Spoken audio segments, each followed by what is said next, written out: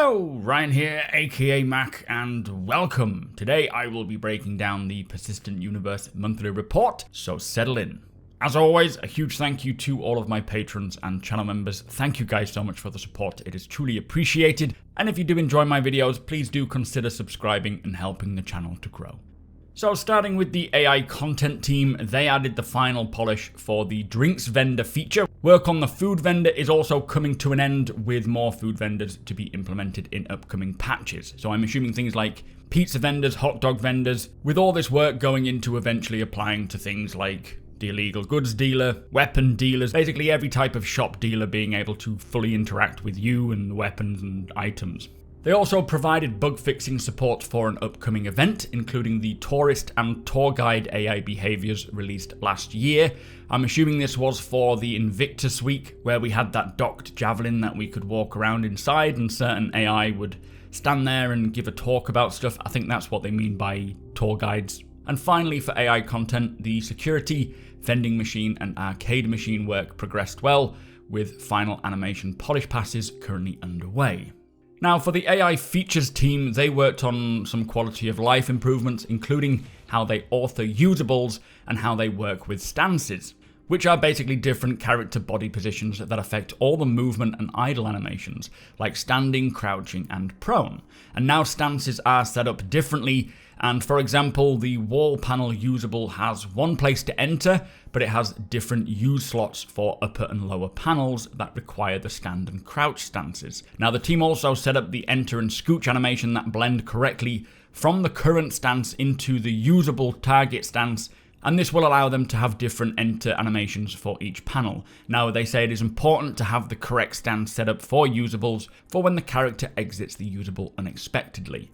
And finally, functionality was implemented to allow the team to process subsumption events through the audio map, which simulates event propagation as audio stimuli. This is currently used to allow NPCs to alert friendly characters when they find a dead body.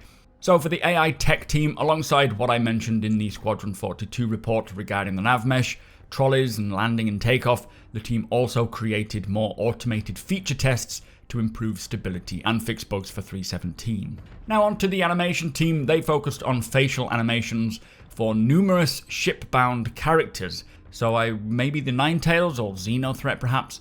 They also worked on the Shubin Interstellar mining tool and finalized the first version of vendors. This Shubin mining tool, I'm assuming, is the dedicated mining tool and not the Grey Cat one.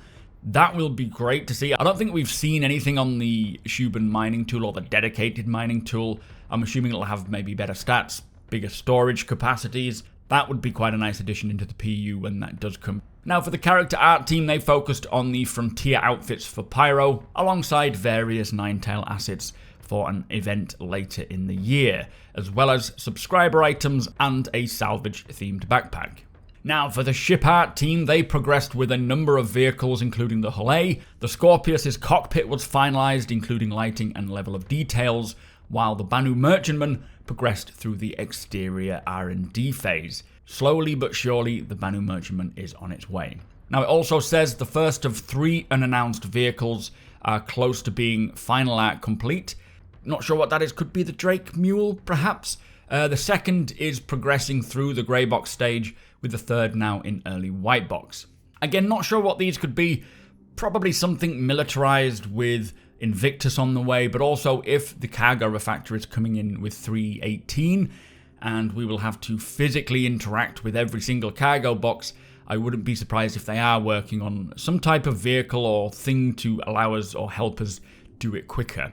Do get your thoughts in the comments of what you think it could be, and while you're at it, tell me what ships you want to see regardless of whether they've been mentioned or not. Now the Drake Vulture moved through the pipeline, with further art being created to support the mobile repair gameplay. Very interesting to see how this is going to work. They also added additional functionality to the pilot's overhead dashboard to support salvage modes. Like the idea of salvage modes, looking forward to hearing more about this in the next quarter. Plus I do like in ships having MFDs above my head, like with the Prospector. Kind of gives that industrial feeling. Now, significant progress was made on various parts of the Drake Corsair. The co-pilot dashboard was designed and built with an overhang for better visibility, I suppose, so it can look down rather than having a dashboard there, while the co-pilot seat is nearly complete and now featuring a mechanism that moves it down into its final position. The ship's foyer was finalized, work on the turret interiors began, and development kicked off on the crew quarters and engineering room. Finally, the team progressed with the exterior grey box, with work moving from the now complete nose to the tail. I think the Corsair is definitely going to be my kind of multi-crew daily driver. Really looking forward to seeing this in game. Now next we have a new segment called the Arena Commander Features segment, likely part of the Fire Sprite group, but it does say that the vehicle tech team completed their transition to the Arena Commander feature team, and as part of this move, they received the backlog of Arena Commander bugs to determine their immediate priorities. Also, radar and scanning is nearing completion. A door and control panel implementation tool improvements are also underway, paving the way for easier and more reliable interactions in vehicles and space stations. So I do wonder if this Arena Commander Features segment was supposed to be titled something like the Vehicle Tech Team, rather than the features for Arena Commander. But firstly, it is nice to hear Arena Commander getting attention. I will certainly use AC to practice dogfighting with the Org when the time comes, so happy that it's getting more polish. But I am even more happy to hear that radar and scanning is nearing completion. As we recently heard on Star Citizen Live, it'll bring big changes for what we have now and just unlock a load more types of gameplay and interactions. But also the tools for getting all vehicles and stations with proper doors and control panels will be very nice, moving towards more of that interaction with our ships and all the items in the environment. Anyway, moving on, for the character and weapon features team, they made the inventory more robust, plus worked on issues with initial spawning. Corpse spawning logic was also improved to ensure quitting early doesn't break the flow and less likely to time out or fail to spawn the corpse. The team also revisited grenade throwing, making them less likely to explode in the hand or at the feet, or rubber band back into the hand. Now I really hope that they have fixed these issues. They are constantly saying that they've fixed grenades and they're not rubber banding anymore. Even I think as early as 3.17's early patches or 3.16 we had another fix for this. If they can make grenade throwing consistent, I will use them for sure, but still I've been hurt too many times. Finally, for the character and weapon features team, a large number of bugs were fixed, like hairstyles clipping through helmets, dropping of carried helmets causing the player to suffocate, as well as some vendor interaction menu UIs and weapon customization UI appearing offset. So some nice fixes there, but yeah, if they can get those grenades working, then look out in those bunkers because I will be there with lots of grenades. Now for the gameplay features team, they progressed with the HUD UI for salvage. For engineering gameplay, an example scene was created featuring a village with a battery, power supply unit and lamppost, and they say the goal here was to give an easy introduction to other teams to help them begin utilizing a systemic approach to resources. So really exciting hearing this. Now they are getting this stuff deployed, so for all ships, space stations, homesteads, outposts and so on, we'll all use this system where it needs fuel and power and whatever else it needs. The range of gameplay that this provides will just be huge. For one, obviously having to build and then maintain your own locations, your homes, your ships, keeping them going or buying new components, but also for approaching locations for various missions, providing a lot of choice on how you tackle it. Maybe sabotaging, for example, to get someone out to come and fix it and then knocking them out, taking the clothes, sneaking in that way, or maybe rigging a fuel supply with explosives. So many options with what this whole resource generation and item control system brings, and it's going to be fascinating when it is incorporated into everywhere. Now also life support progressed well, they say, with the life support generator now able to remove the atmosphere from a room and convert CO2 to O2, so many things are shaping up. Now for the mission features team, they continued to provide game code support and bug fixes for the new selling UI screens. They also fixed various issues with the law and hostility system. The vehicle features team rebalanced and returned distortion, so it's more about negatively affecting a ship rather than outright disabling it, with the team saying, we're still actively working on this feature, which is planned for release in Alpha 3.17. However, we're hoping you can give more feedback on this and help us improve and balance it. So nice that distortion damage is now getting attention. An interesting damage type that I guess, depending on the weapon size versus the ship in question, should affect it in varying scales. But yeah, nice that distortion damage is getting a bit more love. Anyway, the team also progressed with many upcoming ship releases, like the Miss Calais and how its spindles extend and contract, plus the Scorpius and how the turret moves along its rails, both using new animations and ship state tech. So being able to do them individually rather than when you press the button, everything changes in one go. You can individualize what you're doing. AI flight behavior was further developed as well, with the aim to get AI more dynamic and closer to how human players would behave in combat. And finally, the team began a deep dive investigation into NetSync issues in the PU, with significant improvements being tested in 3.17 as we know. And so far, I have seen mixed results, mostly positive, and hopefully it can be continued along. But yeah, seeing the less large-scale desync issues is definitely a big improvement. Now for the lighting team, they focused on an upcoming event with a split between supporting new mission locations and sanity checking existing spaces, as well as a full lighting pass done on a key exterior location. I do wonder what this upcoming event could be, but it does sound like they've got plenty more planned for proper dynamic events. Now for the EU locations team, they worked across a variety of different areas, all in various stages of completion. Work continued towards final on the colonialism outposts, with more variants and modules being completed. They did say during CitizenCon that these colonialism outposts are not just going to be found in Pyro, and they can come to Stanton as well. Whether we will see them in Stanton before Pyro though is another question altogether. Now the Rastar tool gained a wider feature set, and the team began dedicated playtesting in the lead up to a wider distribution across the systems they'll first be seen in. Now this is quite an interesting sentence. The Rastar tool is what the devs use to generate and place all the various outposts and settlements that we see in use around Pyro, and eventually they say that this tool is what the players will be using to create their own homesteads. Now of course we don't know to what length we're going to be doing that, or whether we're going to be more hands-on as well, but what I found interesting here is when they say on the lead up to a wider distribution across the systems they'll first be seen in. Now we know of Stanton, Pyro, and then eventually Nyx as well. I do wonder if there are other systems in the works yet to be revealed, or whether they're just planning ahead for the future, but I just found it interesting that they would say it in that way. Now the team did say very early pre-production began on some interesting space-based locations, which won't be seen for a while, but they are already getting art and design's creative juices flowing. So exciting to hear about more space-based stuff as well. Very intriguing to hear all that is going on, and I'm really hoping that they will show a lot of this off regarding Rastar and the various homesteads, derelict settlements and so forth, but I think seeing them on planets in Stanton will be amazing. Again, I do hope we get them before Pyro, but I feel like they might just hold it off for impact. Now the team say the next iteration of the underground facility progressed through Whitebox, with layouts being tested to ensure good gameplay and flow, and an update to caves is also in Whitebox, with focus on improving the readability and traversability alongside a visual facelift.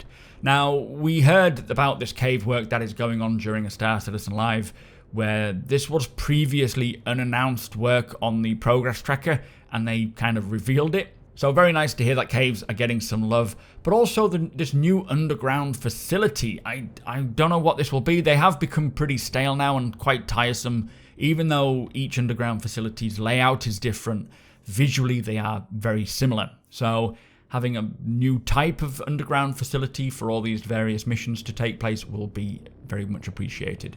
Finally, for the EU locations team, Whitebox work continued for the rundown space station variants that are planned for Pyro's initial release. Pyro is going to be chock full of locations when it comes. Cannot wait to see this. I think a lot of them we'll hear soon actually will have missions hooked up to them as well. So really excited to get Pyro, and fingers crossed it is still coming this year. Now on to the Montreal Locations team. They iterated on the reclaimer-based derelict settlement, tweaking the silhouette of the crash site, and continued progressing towards the final stage. They also continued onboarding the mission system, and they now have 3 fully functional missions in this settlement, and once the planetary nav mesh becomes available, they will be able to iterate further on missions. So this is music to my ears. So not only is the first derelict settlement underway and nearing completion, of which is cool on its own, but there are going to be 3 missions available for this location at launch, I'm assuming, with more to follow once NPCs are able to just walk around a planetary surface. I do wonder what these first 3 missions are. Even something simple like needing to go and fix something or find something or someone. It'll be so much fun for the PU having these environments. Very excited to see these expand. Also, talking of derelicts, the 600i and Mercury Star Runner are progressing smoothly, with the initial versions of the crash ships completed and the team looking into the pipeline to make them salvageable. So we did actually see the derelict MSR on Sandy's Twitter, but I am hoping that they get derelict ships salvageable and not just player destroyed ships like we heard on the actor feature team's Star Citizen Live the other week, which I suppose is a process of applying this damage map to the already placed derelict ships. Maybe we will have plenty of salvage by the sounds of it, and hopefully they can go back over the old salvage ships, apply that damage map as well so that we can just scrape them all. Now, part of the team also began creating space-based missions inside a reclaimer, with the basic flow and mission logic implemented and working properly. This, they say, is part of the team's onboarding to the mission system, with the objective to start by reusing existing modules, and once they are more comfortable with this system, they will create variations of the existing missions. So missions are starting to really expand big time. And again, they don't have to be big, long-winded missions. I'm happy with simple retrieval missions of certain things needing to go places. And it sounds like this could be a derelict starfarer in space as well, which is going to be very eerie walking through those corridors. Now, the team also updated the Grimhex Hospital to accommodate over 60 rooms, so players can get back in much quicker from the previous 3 rooms available. So quite a step up. Why they thought 3 rooms would have been enough, I don't know. Finally, the team officially started the Lawville Cityscape update. The concepting phase is now done and the layout was blocked out, and when complete, the scale of Lawville will dramatically increase and allow much more space for building interiors. It will be great to see Lawville more developed, and then seeing the same applied to all the other landing zones as well, as the play space is of course very limited to each main landing zone. And this will hopefully one day mean more districts to go to, maybe roads as well, having huge main cities that we can explore and live in and so on, giving us enough gameplay to stay there for a longer period of time. Now, the narrative team continued to support design for an upcoming event scenario, providing mission text and written content to further sell the story. They also went through one of the new mission NPCs captured during the last mocap sessions, so nice to hear that there are maybe new mission givers, perhaps. Narrative also began building out some of the shops and franchises players will visit in the future, with the initial goal to outline the various services and items currently provided by the stores, and then build a list to ensure coverage and variety moving forwards. For the props team, they spent the month finalizing requested assets for an upcoming event, plus they worked on several unannounced items for the community that are coming along well, but no hints as to what they are. It says significant work was also done on Pyro, specifically for the vendor shop signs, trash, and some special extras. Oh, they're being very sneaky. Now, the tech animation team spent the month iterating on their rework of the DNA system.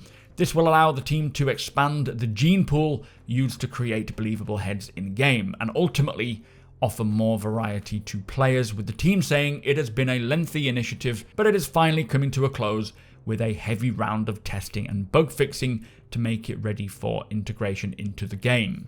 Now, for the Montreal Tools team, they completed the integration of the Mighty Bridge tool into the editor and the inclusion of Houdini to Mighty Bridge, and this now makes the Houdini-based tools accessible to everyone inside the company, both for Squadron and the PU. Now, on the code side, the team are adding Houdini-related functionality to Mighty Bridge, including the ability to utilize terrain geometry. The procedural location tool development progressed, which will speed up the production of certain locations, with them currently designing the tools template system to allow the designers and artists to procedurally generate various locations, such as derelict outposts and settlements, caves and underground facilities. So this tool is what will allow the team to generate so many various points of interest very quickly, populating all the planets and moons with the locations for missions and much more. It'll be exciting to see just how quickly they can get a planet populated, but great to hear that all of this is getting hooked up. The team also worked on biome integration, which helps to better integrate locations into a planet's specific biome. And the first test case for this was this derelict reclaimer settlement. It also says that these tools are taking the handcrafted proof of concept and automating some of the process to make creating more easier. For example, one tool will automatically place vines and dirt around a crashed spaceship, which is usually a time-consuming task.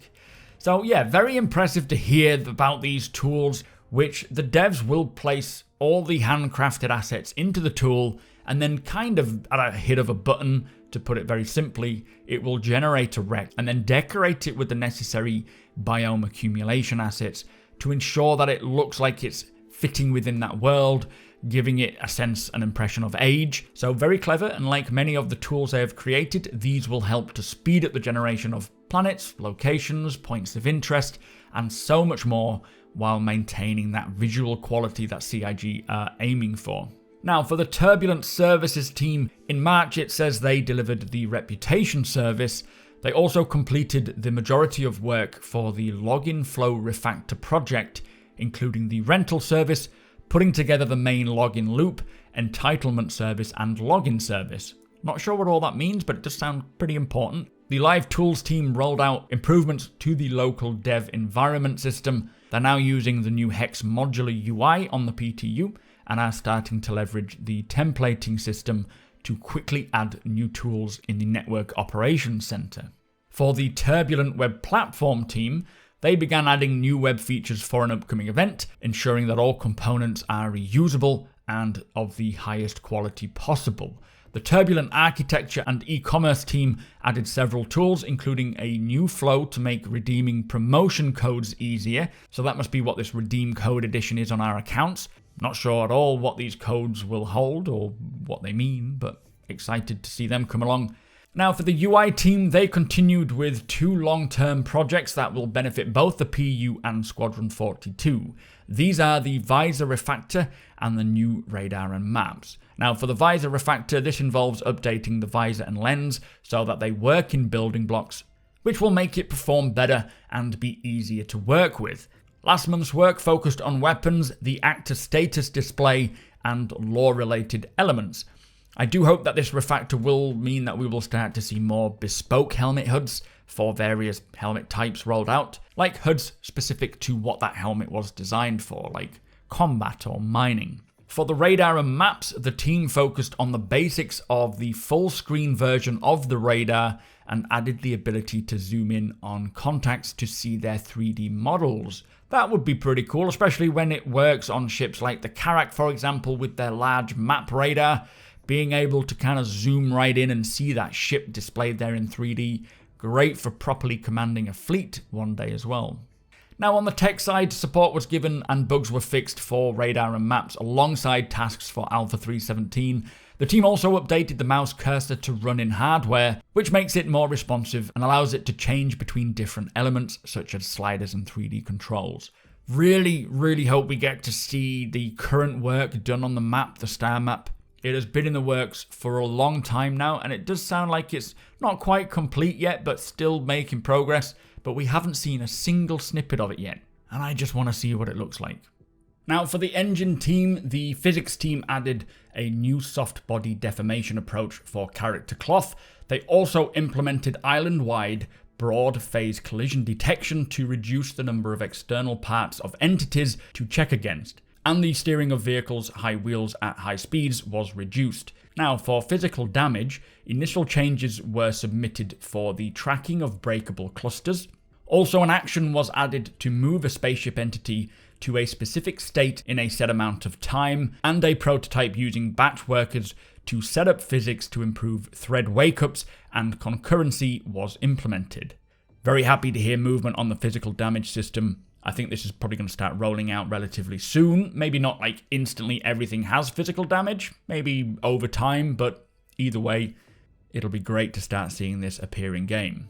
Now on the renderer, the transition to Gen 12 continued. For example, the handling of decals in render to texture passes was refactored, and various bugs caused by the enabling of brush rendering via Gen 12 were fixed. Now planet terrain rendering was optimized, and support for the sunlight render node was added. Various APIs were improved to make them more consistent, efficient, and less verbose to use. So it also says the planet terrain height maps and planet terrain shadows are now fully ported. Tessellation code for rendering planet terrain patches into height maps was improved for a more consistent triangle density, and a bug in the processing of scattering queries for clouds was revealed to be an application issue and fixed. And finally, for the core engine side, more code was cleared up. Various optimizations were made, including updates to animated lights. Now finally, we have the visual effects team who progressed with the salvaging effects, including hull scraping and repair effects, alongside VFX for 317 features like the Hull A, the Scorpius, and refueling. So there we have it. That was the Persistent Universe Monthly Report, packed full of updates and progress on many very important areas of the game. Very excited to see what the visor and map refactor will be like, and hopefully we're not waiting too long to see those. Plus, all of this work on locations fills me with joy. They all look so far amazing, and it is much needed, this new points of interest, with settlements, outposts, derelict versions of both, populated with NPCs, capable of offering missions for the player. Things are really starting to shape up. But with that said, I hope you enjoyed the video. If you did, please do consider subscribing and helping the channel to grow. Also, come and hang out over at twitch.tv/supermacbrother. You are all more than welcome. Hit the thumbs up if you don't mind, it does the channel a big favour, and tick that notification bell if you would like to be notified when my videos go live. Again, huge thank you to all of my patrons and channel members. Thank you for watching, and I'll see you again in the next one.